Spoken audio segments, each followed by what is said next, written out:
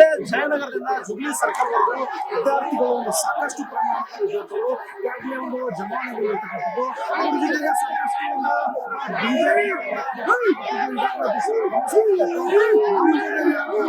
ಸಾಕಷ್ಟು ವಿದ್ಯಾರ್ಥಿಗಳನ್ನ ಮಾತಾಡಿಸುವಂತ ಪ್ರಯತ್ನ ಮಾಡ್ತಾರೆ. ವಿದ್ಯಾರ್ಥಿಗಳ ಸರ್ ಏನ್ ಪ್ರಮುಖ ಬೇಡಿಕೆ? ಸರ್ ಪ್ರಮುಖ ಬೇಡಿಕೆ ಏನಂದ್ರೆ 2023 ಕಾಂಗ್ರೆಸ್ ಸರ್ಕಾರ ಬರ್ತಲ್ಲ ಅವಾಗ ಹಿಡಿದು ಇಲ್ಲಿವರೆಗೂ ಒಂದು ನೋಟಿಫಿಕೇಶನ್ ಇಲ್ಲ. ನೋಟಿಫಿಕೇಶನ್ ಮಾಡಿ ಪ್ರಣಾಳಿಕೆಯಲ್ಲಿ ಅವರು ಒಂದು ವರ್ಷ ಒಳಗೆ ನೋಟಿಫಿಕೇಶನ್ ಮಾಡ್ತೀವಿ ಅಂತ ಹೇಳಿದ್ರು. ಆ ನೋಟಿಫಿಕೇಶನ್ ಮಾಡಿಲ್ಲ. ಬಿಜೆಪಿ ಸರ್ಕಾರ ಇದ್ದಾಗೂ ಅದೇ ಓಡ್ತವ್ರು, ಅದೇ ಹಂಗೆ ಮಾತೇಳಿ ಇವರು ಕಾಂಗ್ರೆಸ್ ಸರ್ಕಾರ ಬಂದ್ರು, ಇವರು ನೋಟಿಫಿಕೇಶನ್ ಮಾಡಲಿಲ್ಲ. ಇದರಿಂದ ನಮ್ಮ ಉಗ್ರ ಹೋರಾಟ ನಡೀತಾ ಇದ್ವಿ. 4ನೇ ಬಾರಿ ಹೋರಾಟ ನಡೀತಾ ಇದ್ವಿ. ಇನ್ನೂವರೆಗೂ ಅವ್ರು ನೋಟಿಫಿಕೇಶನ್ ಮಾಡ್ತಾ ಇಲ್ಲ. ಇವರು ಅಧಿಕಾರ ಹಸ್ತಾಂತರ ಯಾವ್ದು ಇದು ಗೊತ್ತದ, ಆಸ್ಟ್ರೇಲಿಯಾ ಅಮೆರಿಕ ಆ ಕಡೆ ಹೋಗ್ತಾರೆ. ಆದ್ರೆ ಸ್ಟೂಡೆಂಟ್ ಭವಿಷ್ಯನ ಯಾರು ನೋಡ್ತಾ ಇಲ್ಲ. ಇದ್ರಗೋಸ್ಕರ ಇಲ್ಲಿ ಉಗ್ರ ಹೋರಾಟ ನಾವು ಮಾಡ್ತಾ ಇದ್ದೇವೆ. ಆದ್ರೆ ಕಾಂಗ್ರೆಸ್ ಸರ್ಕಾರ ಈ ನೋಟಿಫಿಕೇಶನ್ ಮಾಡೋದಕ್ಕೋಸ್ಕರ ನಮ್ಮ ವಿದ್ಯಾರ್ಥಿಗಳ ಸಂಘ ಎಲ್ಲ ಸೇರಿ ಧಾರವಾಡ ಅಲ್ಲಿ ಬಿಜಾಪುರ ಬೆಂಗಳೂರು ಉಗ್ರ ಹೋರಾಟ ಮಾಡಿದ್ರೆ ಇವ್ರಿಗೆ ಕಿವಿಗೆ ಬೀಳ್ತಾ ಇಲ್ಲ ತಾನು ವಿದ್ಯಾರ್ಥಿಗಳ ಕ್ವಶನ್ ಆಗ್ತದೆ ಇಲ್ಲಿ.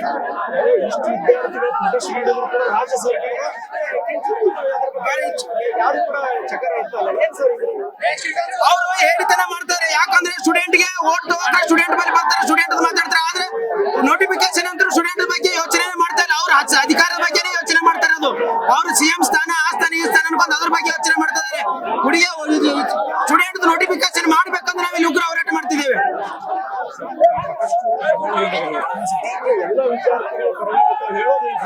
ಏನಿಲ್ಲ ಸರ್, ನಾವು ಸತತ ಈಗ 3 ರಿಂದ 4 ವರ್ಷ ಆಯ್ತು ಸರ್. ಯಾವುದೇ ಬಿಜೆಪಿ ಮೊದಲೇ ಮಾಡಿ ಸರ್. ಇವ್ರು ಕಾಂಗ್ರೆಸ್ ಒಂದಂತಾರೆ 3 ವರ್ಷ ಅದನ್ನ ಮಾಡ್ತಾರೆ ಸರ್. ಚುನಾವಣೆ ಟೈಮ್ನಾಗ ಬರ್ತಾರ, ನಾವು ಹಂಗ್ ಮಾಡ್ತೀವಿ ಹಿಂಗ್ ಮಾಡ್ತೀವಿ, ಕೋಟಿ ಗಟ್ಟಲೆ ನಿಮ್ಗೆ ಉದ್ಯೋಗ ಕೊಡ್ತೀವಿ, ನಿಮ್ಗೆ ಅದನ್ನ ಮಾಡ್ತೀವಿ ಅಂತ ಹೇಳ್ತಾರ. ಬಂದ ನಂತರ ನಾಸಿ ಮಾಡ್ತೀನಿ ನೇಸೆ ಮಾಡ್ತೀನಿ ಅಂತ ಬರೀ ತಮ್ಮೊಳಗೆ ಜಗಳನ ಮಾಡ್ತಾರೆ. 3 ವರ್ಷ ಆಯ್ತು ಸರ್, ಯಾವುದೇ ಒಂದು ಕಳ್ಕೊಂಡ್ ಇಲ್ಲ. ಬರೀ ಸರ್ಕಾರ ಏನ್ ಮಾಡ್ತದೆ ಅಂತಂದ್ರೆ ನೀತಿ ಮಾಡುತ್ತೆ ಸರ್. ಸರ್ಕಾರ ನೀತಿಗೆ ಸೇರ್ಬಿಟ್ಟಿದೆ. ಈಗ ಲಂಚಿಗೆ ಹಿಡಿತಾರೆ ಸರ್ಕಾರ ಏನ್ ಮಾಡ್ತೀವಿ ಅಂತಂದ್ರೆ ನಾವು ಇದೇ 4ನೇ ಬಾರಿ ಸರ್. 2-3 ಸಲ ನಾವು ಪ್ರತಿಭಟನೆ ಮಾಡ್ಬೇಕಾದ್ರೆ ಪರ್ಮಿಷನ್ ಕೊಡ್ಲಿಲ್ಲ. 2ನೇ ಬಾರಿ ನಾವು ಇಲ್ಲಿ ಬಂದು ಜುಬ್ಲಿ ಸರ್ಕಲ್ದಾಗ ಬಂದ್ ಮಾಡಿವಿ. ಪ್ರತಿಭಟನೆ ಮಾಡಿದ್ರು ಸಹಿತ ನಮ್ಮ ಒಂದು ಪ್ರತಿಭಟನೆಗೆ ನಮ್ಮ ಹಕ್ಕನ್ನು ನಾವು ಕೇಳತ್ತೀವಿ ಸರ್. ನಮ್ಮ ಹುದ್ದೆ ನಮ್ಮ ಹಕ್ಕನ್ನು ನಾವು ಕೇಳತ್ತೀವಿ ಸರ್. ಆದ್ರೆ ಸಾರ್ವಜನಿಕವಾಗಿ ನಾವು ನಮ್ಮ ಹಕ್ಕನ್ನು ಕೇಳಿದ್ರು ಯಾವುದೇ ಶಾಂತಿ ರೀತಿಯಿಂದ ಪ್ರತಿಭಟನೆ ಮಾಡಿದ್ರು ನಾವು ಪ್ರತಿಭಟನೆ ಮಾಡಕ್ ಕೊಡ್ತಾ ಇಲ್ಲ.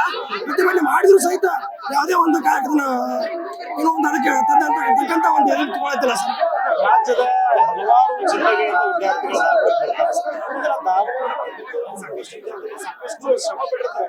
ಓದುವುದಾಗಲಿ ಸಾಕಷ್ಟು ತಿಂಗಳಿಗೆ ಸುಮಾರು 4,000-5,000 ಸಾಕಷ್ಟು ಬಡತನದ ವಿದ್ಯಾರ್ಥಿಗಳು ಸರ್. ಇಷ್ಟು ಸರ್ಕಾರಕ್ಕೆ ಇದರ ಬಗ್ಗೆ ಗಮನ ಹರಿಸಿದ್ರು ಕೂಡ ಸರ್ಕಾರಕ್ಕೆ ಇದು ಲಜ್ಜೆಗೆ ಯಾವ ಕಾರಣಕ್ಕೆ ಫ್ಯೂಚರ್ ಅಲ್ಲಿ ಎಲೆಕ್ಷನ್ ಇದನ್ನೇ ಮಾಡ್ಕೊಂಡು ಹೋಗ್ತಾರೆ ಹೊರತು ವಿದ್ಯಾರ್ಥಿಗಳಿಗೆ ಯಾವುದೇ ರೀತಿ ಬೇಡಿಕೆಗಳು ಈಡೇರಿಕೆ ಆಗ್ತಾ ಇಲ್ಲ. ಕೊನೆಯದಾಗಿ ಏನಾಯ್ತು, ಬರೀ ಪ್ರೊಟೆಸ್ಟ್ ಮಾಡ್ಕೊಂಡೇ ಹೋಗ್ತಾರೆ. ಮುಂದೆ ಏನ್ ಸರ್ ಯಾವ ಏನಿಲ್ಲ ಸರ್, ನಾವು ಇದೇ ರೀತಿ ನಾವು ಸದ್ಯ ಏನಾರ ತಗೊಲಿಲ್ಲ ಅಂತಂದ್ರೆ, ಏನೋ ನಿರ್ಣಯ ತಗೊಲಿಲ್ಲ ಅಂತಂದ್ರೆ ನಾವು ಮತ್ತೆ ಉಗ್ರ ಹೋರಾಟವನ್ನು ಮಾಡ್ತೀವಿ. ಲಂಚಿಗೆ ಸರ್ಕಾರವನ್ನು ಕಿತ್ತು ತನಕ ನಾವು ಬಿಡಂಗಿಲ್ಲ. ಮತ್ತೊಂದು ನೇಪಾಳ ಮಾಡಕ್ ಹೋಗ್ಬೇಡ್ರಿ. ಇಲ್ಲಿ ಧಾರವಾಡದಾಗಿರ್ತಕ್ಕಂಥವ್ರು ಎಲ್ಲರೂ ಬಡವ್ರ, ಯಾರು ಸಿಎಂ ಮಕ್ಕಳಿಲ್ಲ, ಯಾವ ಮಂತ್ರಿ ಮಕ್ಕಳಿಲ್ಲ, ಯಾವ ಶಾಸಕರ ಮಕ್ಕಳಿಲ್ಲ, ಎಲ್ಲರೂ ರೈತರ ಮಕ್ಕಳೇ ಇರೋರು, ಬಡವ್ರ ಮಕ್ಕಳೇ ಇರೋರು. ತಿಂಗಳಿಗೆ 4,000-5,000 ರೂಪಾಯಿ ಕೊಟ್ಟು ಇಲ್ಲಿ ಬದುಕತ್ತಾರ ಅಂತಂದ್ರ ಅವ್ರೇನೋ ಪಾಪ ಹೊಲ್ದಾಗ ತೆಗೆದ ಮಾಡಿ ಎಲ್ಲೋ ಕೂಲಿ ಕೆಲಸ ಮಾಡ್ಕೊಂಡು ಕೊಟ್ಟು ಇಲ್ಲಿ ಪಾಪ ತಮ್ಮ ಮಕ್ಕಳು ಓದ್ಸಾತಾರ ಅಂತಂದ್ರೆ ಎಲ್ಲಾರ ಬಡವ್ರ ಮಕ್ಕಳು ಓದ್ಸಾತಾರ. ಒಂದೊಂದು ಹೊತ್ತು ಊಟಿಯಾಗೂ ಸಹಿತ ಹುಡುಗರು ಇಲ್ಲಿ ಪ್ರಧಾನ ಅಂತ ಪರಿಸ್ಥಿತಿ ಇರ್ತೈತಿ. ಎಲ್ಲ ಸಾಮೂಹಿಕವಾಗಿ ಒಂದು ಹೊತ್ತು ಊಟ ಸಿಗತೈತೆ ಅಂತಂದ್ರ 10,000-15,000 ಹುಡುಗರು ಇಲ್ಲಿ ಊಟ ಒಂದು ಹೊತ್ತು ಊಟಕ್ಕಾಗಿ ಪರದಾಡ್ತಾರ. ಅಂತಂದಾಗ ವಿದ್ಯಾರ್ಥಿಗಳ ಕಷ್ಟವನ್ನು ಅರ್ಥ ಮಾಡ್ಕೋಬೇಕು. ಸರ್ಕಾರದವರು ಒಂದು ನಿಯೋಗವನ್ನ ಧಾರವಾಡ ಕಳಿಸ್ಬೇಕು. ಧಾರವಾಡದಲ್ಲಿ ಹುಡುಗರು ಏನ್ ಪರಿಸ್ಥಿತಿ ಅಂತ ಅರ್ಥ ಮಾಡ್ಕೋಬೇಕು.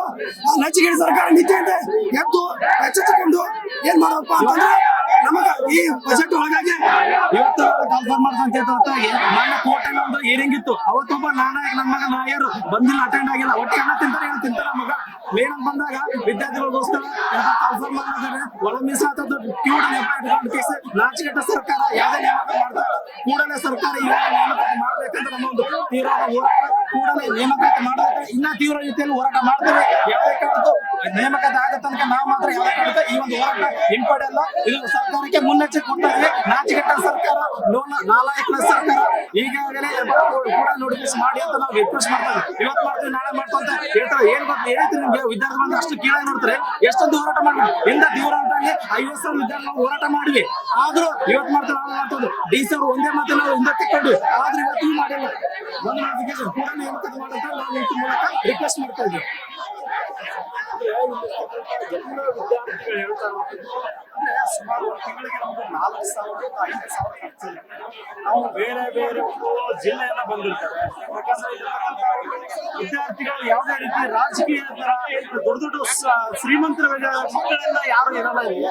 ನಾವೆಲ್ಲ ಒಂದು ಬಡವರ ರೈತರ ಮಕ್ಕಳೇ ಒಂದು ಇಲ್ಲಿರ್ತಕ್ಕ ಧಾರವಾಡಕ್ಕೆ ಓದ್ಲಿಕ್ಕೆ ಬಂದಿರ್ತೇವೆ. ನಮ್ಮ ಪರಿಸ್ಥಿತಿ ಹೀಗಾದ್ರೆ ಇದು ಒಂದು ಶ್ರೀಮಂತರ ಅಂತಂದ್ರೆ ಈಗ ರಾಜಕೀಯ ಮಾಡ್ತಿರ್ತಕ್ಕಂಥ ಮಕ್ಕಳು ಆರಾಮಾಗಿ ಅವರೊಂದು ಮನೆಯಲ್ಲೇ ಇರ್ತಾರೆ. ಅಂದ್ರೆ ನಮ್ಮ ಪರಿಸ್ಥಿತಿ ಹೀಗಾದ್ರೆ ಮುಂದೆ ಏನಪ್ಪಾ ಅಂತ ನೇರವಾಗಿ ಒಂದು ರಾಜ್ಯ ಸರ್ಕಾರಕ್ಕೆ ಎಚ್ಚರಿಕೆ ಕೂಡ ಕೊಟ್ಟಿರುವಂತದ್ದು. ನೀವು ಮುಂದಿನ ದಿನಗಳಲ್ಲಿ ಇದೇ ರೀತಿ ಆದ್ರೆ ನಾವು ನೇರವಾಗಿ ರಾಜ್ಯ ಸರ್ಕಾರಕ್ಕೆ ಚಾಟ್ ಎಲ್ಲ ತೋರಿಸ್ತೇವೆ ಅಂತ ಹೇಳಿ ಈಗಾಗಲೇ ಎಲ್ಲ ವಿದ್ಯಾರ್ಥಿಗಳು ಹೇಳಿರುವಂತದ್ದು. ಕ್ಯಾಮರಾ ಪರ್ಸನ್ ಹೇಮಂತ್ ಜೊತೆ Sangamesh Sattigiri, Karnataka TV, Dharwad.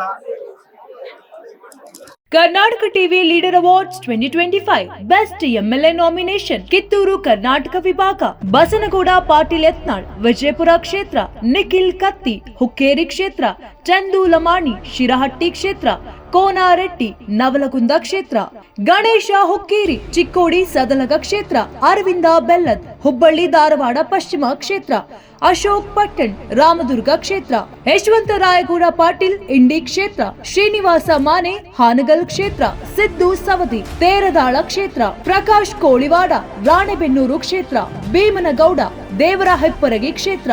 Karnataka TV WhatsApp channel ಮೂಲಕ ವೋಟ್ ಮಾಡಿ ಹಾಗೂ ಇವರಲ್ಲಿ ಬೆಸ್ಟ್ ಎಂಎಲ್ಎ ಯಾರು ಕಮೆಂಟ್ ಮಾಡಿ.